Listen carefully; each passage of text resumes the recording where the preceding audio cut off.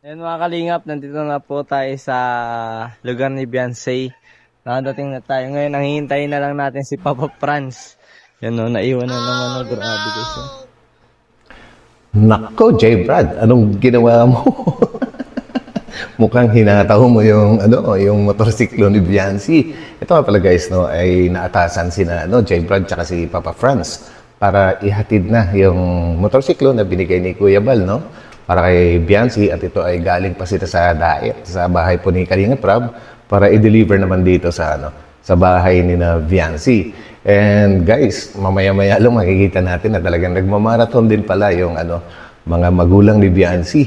Minamarathon nila yung EDSI po, ay malaking tulong po yan sa sa channel ni Kalinga Prab. And siyempre suporta na rin po sa channel sa team, sa love team ng EDSI. So yan guys, tuloy po natin at mukhang humataw itong si J. Brad.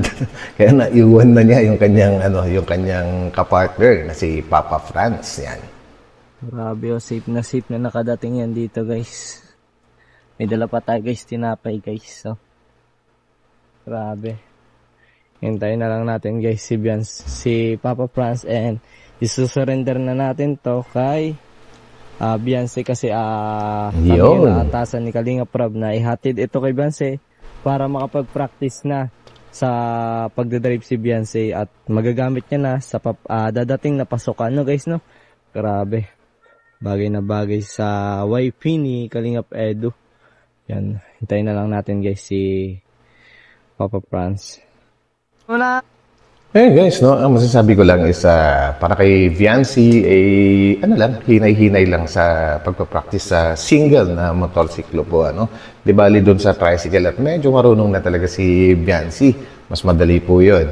Eh dito naman pa sa single kasi parang dinig ko dati ay hindi pa siya talaga marunong. Ibig sabihin, hindi rin siya marunong magbisikleta kaya ay mahirap po 'yan. Medyo matagal-tagal po na practicean 'yan. And pangalawa po, wala pang license, So, wala pa siyang driver's license dahil bata pa nga po siya. Maaring siguro next year, makakakuha na siya. So, magiging legal na yung kanyang paggamit sa single motorcycle. Pwede namang itabi-tabi muna dyan. Or sa father niya, or sa kuya niya sa kabila, Pwedeng ipagamit. So, ituloy po natin, guys. Papa Franz, yan Ano layo? Dito na tayo. Grabe. Ano layo ba? Gilid-gilid mo Papa Franz. Kamusta yung biyahe? Hello po mga kalingap. Yan, first time po dito sa lugar na to. Medyo malayo pala. Naiwan ako ni Jay. Gilid-gilid natin Papa Franz. Ngayon. Guys, sa mga hindi nakakakilala pa dito kay Papa Franz, ito pa ay gumagawa din siya ng mga parang theme song. Yan. Minsan, kagaya ng kinakuyabal, Kalinga Prab, maaring siya din po yung gumawa din, At sa ibang mga K-Boys. Dati po yung dating channel ko na Kalingap RJ Moto, nakapagpagawa na rin po ako sa kanya dati. Ayan. Kaya kung sino man yung gustong magpagawa ng theme song, pwede nyo pong kontakin yan si Papa Franz. Yan, Papa Franz, may libreng promotion ka. Ang gagawin natin, tayo, sisingil tayo kunwari. Yan, sisingil, tara. Sigaw na tayo. Para lang bumili ng... saka mga gamit niya yata yun. Sa school. Oo, kasi mukhang wala si Beyonce. Grabe. Pasukan na baga. Kumusta naman po kayo dito, tay? Okay naman. Atasan daming bata. Kalinga Prab na ibibili na yung motor ni Beyonce ngayon. Para makapractice na rin si Beyonce sa pagmumotor at magamit niya na sa pag-aaral. At ngayon hindi namin naabutan si Beyonce. Kaninang grabe. Bumili, anong ginawa niya po tayo sa diet? Bibili yata ng mga gamit niya sa pag-eskwela. Saka dalaw din dun sa tatay ni Angel. Tatay ni Angel, bakit na po tayo? So yun, malapit na nga pala po yung pasukan po, Itong month na rin po yata na ito. And yan, tulad po ng alam na po ng nakakarami na si Beyonce ay talagang sinusuportahan niya si Angel dahil talaga namang walang ibang kasama si Angel sa pag-aalaga sa tatay niya, Lalong-lalo na po nung na-confine sa hospital at talaga namang doon ay inabot na ng pagkahimatay itong si Angel dahil sa sobrang puyat at gutom na rin. So yan, tuloy natin guys. Tas, yung dinala sa, Leon Hernandez. Hospital? Kailan po tayo dinala? Hindi na nakakaano yung mga katawan niya. Parang patay na yung katawan. Maawa si Ate Biancy. Pinunta. Actually, meron meron ng findings doon sa tatay ni Angel. Parang sinabi nung pamangkin nung matanda po, ay parang nagdikit-dikit yung mga buto. Tsaka may tubig sa kanyang baga. Ayan. Nagkasalisihan pala kami, tay. Yes, no? Ano po yun, tay? Mga ano po to niya, Ate Biancy? Ay, mga pinsan niya. Ay, pamangkin sa pinsan. Pamangkin sa Okay. pinsan. Hello kayo, Dami, hello. Hello! Yan ang mga pamangkin ni Biancy sa pinsan, guys. Hello kayo. Yan o, grabe na. Pero kapansin-pansin talaga yung bahay ni na Biancy, guys, no? Yan ang laging napupunan ni Kalinga Prab na kahit lumang-luma yung bahay na tinitirhan nila, kahit ngayon, ang daming bata, pero organized pa rin, hindi makalat. So, ibig sabihin, talagang pati yung magulang ni Biancy ay talagang, organisado sa loob ng bahay. Grabe, nakaka-excite po pagka meron na silang bagong bahay at makikita natin kung gaano sila kaayos, no? Wala na tayo, no? Grabe, yun guys, nanonood si tatay na kinikilig guys, oh. Ayun, no? Ayun guys, nanonood guys Hindi, na natapos pa lang kami pag, Sino tayo kasama mo tayo Misis. Mapil kami tayo makapasok. Pasok mo kayo. May dala kami dito tayo, masakto tayo. Sige na. Tay, ito tayo, may dala kaming tinapay. Merienda na kayo. Oo, ito may tinapay. Hello, Nanay. Si Nanay, guys. Nay, may dala Uy, si po baby. tinapay para po Kayo o soft drinks na lang. kahit ano po. Okay, so kamusta po kayo, Nay? Ayos naman po. Istulogay si Bibi. Nanonood. Grabe. Grabe sa suporta. Mukhang kinikilig-kilig pa. Sa pinapanood mo. Maganda naman. Medyo pa lang. Yan po yata yung kuha nila sa guys, no? Sa Albay, sa Mayon Volcano. And yan din yung pagkuha dapat ng passport ni Biancy. Kaya lang merong kaunting problema. Kaya babalik na lang siguro sila ulit doon. Kinikilig din si Nanay, guys. Nag-iisa ako na, tumatawa ako. Isang manood. Sayang na hindi namin naabutan si Biancy, no? Oo nga, mapunta yung dait, mabili siyang gamit niya, baga pasokan na naman. Tapos, dadalawin niya yung tatay ni Angel. Bigyan niya daw prutas. Wow. Ang galing talaga, bait ni Biancy. Ilang araw na kasi hindi siya nakadalaw doon. Naalala niya talaga yung ibang tao. Naawa siya kay Angel kasi mag-isa lang yun doon nagbabanta. Opo. Kahapon pa po. Oo naman. Supportive Nanay. Lagi yan pag Tulog pati si Bibi, no? Ang sarap tutulog. Actually guys, late ko nang na-reaction na itong video na to, sa araw na ito ngayon, talaga nakalabas na rin po sa hospital sina Angel. Mga ilang araw na rin po yung nakakaraan.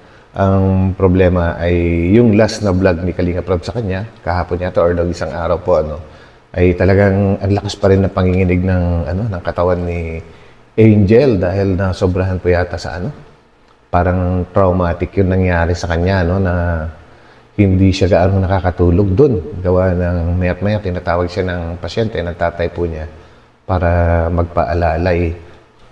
Grabe. At siyempre, siguro wala rin siyang gaanong budget na pambili ng pagkain. Kaya maaring pagod, puyat, gutom ang inabot niya. Kaya ngayon, nagsasuffer siya sa panginginig ng katawan. At yun nga, yung last vlog ni Kalinga Prab sa kanya, ay nagpahatid sila may hinatid ni Kalinga Prab yung mga blessings, yung mga pamigay ng mga sponsors na mababait po, mostly po yung mga sponsor din ni Biancy. Yan. Natutulog, nanonood ako ng Libangan niyo po. Pag wala nang gawa. Grabe guys. Ito tayo tayo? Grabe. Tapos bigyan niyo po, bigyan po natin yung mga bata. Yan. Nakapunta ka na sa bahay nila Biancy, first time mo, pati sa biyahe. Ngayon lang po mga kalingap, lugar nila Beyonce. Ito po mga kalingap. Yan, naabutan namin dito. Pinapanood yung ano. NC. Kinikilig si nanay, guys. Mapapasabi ka na lang, sana all. Ayun, no? Kilala mo yan, Toy? Ha? Nagano sila dyan? Kain. Kinikilig ka, Toy? Susumat sila na tayo na. O sige, kuha kayo dyan. Ano, pasalubong yan, no? May kalinga pa. Ay, ano, pamangkin? Ay, kilala mo yan nasa TV. Sino yan? Ate Beyonce. Oh, sige. Ate Gasi. Grabe. O, kain kayo. Grabe, guys. Oh, Merienda na. Merienda na. Ay, sige po. Grabe. ganda dyan. Kasi nung siyam na buwang pa lang yan si Beyonce nung magpunta ka dyan. Yung bagong tuga pa lang yung Mayo na yan. Yung malalaking bato nakaibabaw dun sa tulay. Sa kamali. Bata pa si ate, si Beyonce. Bibig pa siya noon. Ay, grabe. Basta nung magtugang maraming bagang namatay dyan. Estudyante ng Ano yun? nag-aaral ng nursing. Baka yun ang ano. Oo. Bagyo. Yung So, yung pala guys, no, yung pagkikwentuhan ni Papa Eds tsaka ni Beyonce, nung sinushoot po yan, no, na nabanggit po ni Beyonce na nakailang beses na rin siyang nakarating dyan sa lugar na yan. Yung pala, yung mama ni Beyonce, taga dyan talaga. Kumbaga si Beyonce, bata pa lang, nakapunta na dyan sa... pero hindi pa niya alam. Di niya- Kaya first time niyang makarating dyan ngayon. May isip. Ikaw pala na, taga dyan ka, sa Albay. Taga Yun. Legazpi. Sa unahan lang ng sentro ng Legazpi. Kaya naman pala. Daw ang pamasahe ngayon ay. 13 pa lang. Oo. Mura pa, no? Noon, 8. Nag-8 pa lang. Ayun. Tagal na panahon na. Ngayon 13 na. Mahal na. Oo. Ito mga kalingap, tay. May ibibigay lang kami sa iyo, tay. Susurrender na namin pa samahan po natin si tatay. Tara, tay. Sa labas tayo, tay. Naipunta naman na po kami dito. Ingat kayo. Grabe. Akayin ko na lang. Sasakay. Dito lang po, sa labas lang po. Isa-surrender na po natin, guys. Sige, salamat. Ingat. Ayan. Na, guys. Ano? Hindi kita nakilala eh. Kala ko, Kala mo tayo 5'7". Nang sisingil ng utang. Uy, J. Brad, huwag kang ganyan, uy. Baka mayroong mga dyan, yung mga bashers na seryosohin yung sinasabi mo na may pumupuntang naniningil ng utang dyan, kina Beyonce. Tama mo, baka grabe yung mga blessings na dumadating kay Beyonce, ha? Tsaka, si Beyonce tumutulong mismo yan, nagbibigay ng cash doon, kina Angel. Kaya imposible na mautang sila sa mga sa mga nagpapautang. Ayusin mo yan, jokes mo. Akala yata guys ni tatay guys. 5'7" guys Uulitin pa. Nagsisingil ng mga Bombay guys. Yan na si tatay nasa likod. Na motor ni Beyonce. Salamat. Ayun na. Natid na po namin na kay Boys on Mission. Grabe, successful guys. Nayatid namin na maayos. Yan, ano masabi niyo, tay? Maraming salamat sa kay Kuya Bal sa bigay na service kay Beyonce. Sa inyo at walang sawang susuporta sa mga kay Angel. Maraming salamat sa inyo. Lalo kay Kuya Rab, sa lahat na K-Boys, kay Edo, at laging sinusuportahan si Bian sa lahat na... Talaga namang si Edo, special kay tatay, no? Maraming salamat sa mga sponsor. Maraming salamat sa inyo. Napaka-generous ng mga sponsors ng EDC, grabe. Nagmamarathon ng Yan. ng EDC. Thank you. Mga nagmamarathon po, shout out.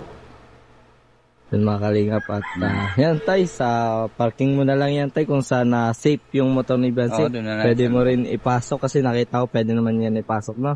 Oo. Yan, ingat kayo lagi na tay, no? Salamat. Sabi tayo, punta na rin kami mga kalingap kasi Grabe, ang ganda. Uli nyo yan at wala Ayun kayong po, wala helmet. kaming helmet. Ma'am, ito pala po mga kalingap, is dadali na muna kami kasi wala pala kaming dalang helmet. Nakarating na lang uli.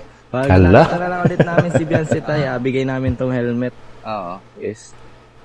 Tay, maraming salamat po. Sige, salamat. Bye Ingat po. kayo. Ingat po. Sige.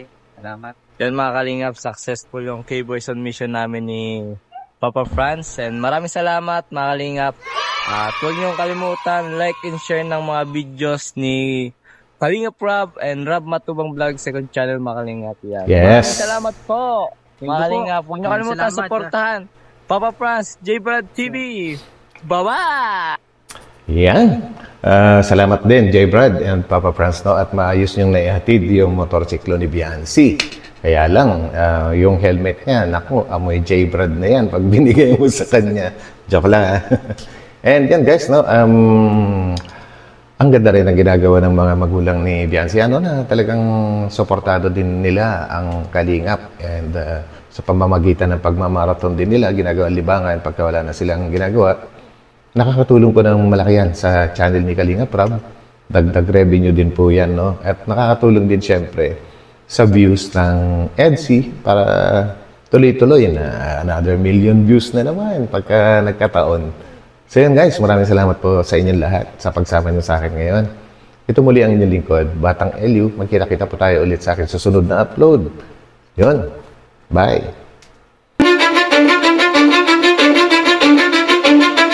Cause I don't give a fuck what you say.